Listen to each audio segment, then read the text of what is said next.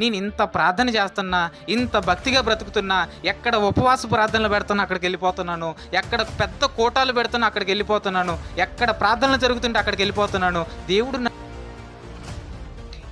ఎప్పుడు దేవుడు నాకు చేయలేదు, దేవుడు నాకు చేయలేదు, దేవుడు నాకు చేయలేదు అనే మాటే తప్ప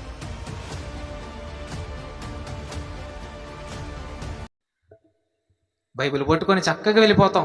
కానీ దేవుడి మాట ఏది? ప్రార్థన చేసేటప్పుడు మన జీవితాలు చూడండి, దుమ్ముని ప్రభువా, ధూళిని ప్రభువా, పురుగుని ప్రభువా, పేడను ప్రభువా అన్నిటితో పోల్చుకుంటాం. ఇంటికి వెళ్తే నాతో పెట్టుకుంటే దుమ్ము లేచిపోద్ది అంటాం. ప్రార్థన చేసేటప్పుడేమో దుమ్ము ధూళి. మరి ఇంటికి వెళ్ళిన తర్వాత ఆ జీవితం ఏది? అంటే ఈ నటనా జీవితం మనుషులుగా మనకే అర్థమవుతున్నప్పుడు పరలోకం నుంచి చూస్తున్న దేవుడికి అర్థం కాదా?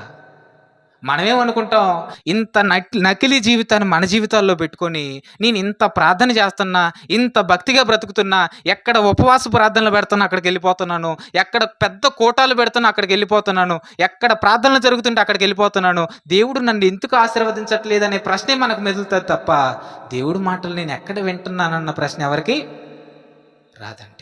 ఎప్పుడు దేవుడు నాకు చేయలేదు, దేవుడు నాకు చేయలేదు, దేవుడు నాకు చేయలేదు అనే మాటే తప్ప దేవుడు నీకు చేయటానికి నీలో ఉన్న అర్హత ఏంటి అని ఆలోచించే వాళ్ళు ఉన్నారా? అన్నా అంటే దేవుడి కోసం తెగింపు జీవితం నీకుంటే దేవుడు నిన్ను నిలబెట్టుకుంటాడు, వదిలిపెట్టడు. అబ్రహాం నిలబెట్టుకోలేదా? అబ్రహాం నిలబెట్టుకున్నాడు, అబ్రహాంకు తోడుగా ఉన్నాడు.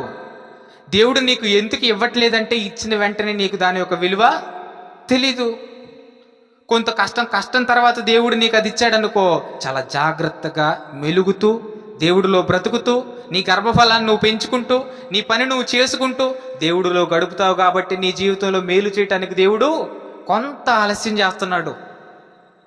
ఈ ఆలస్యం చేసే క్రమంలో మనం దేవుడికి దూరం అయితే, మేలు చేయటానికి పాదం తీసి భూమి మీదకి రావాలని దేవుడు ఆలోచన తీసుకున్న తర్వాత నువ్వు దూరంగా బ్రతికేవంటే నీ జీవితాన్ని బట్టి ఆ మేలు నీకు చేయకుండా దేవుడు వెనక్కి వెళ్ళిపోతాడు.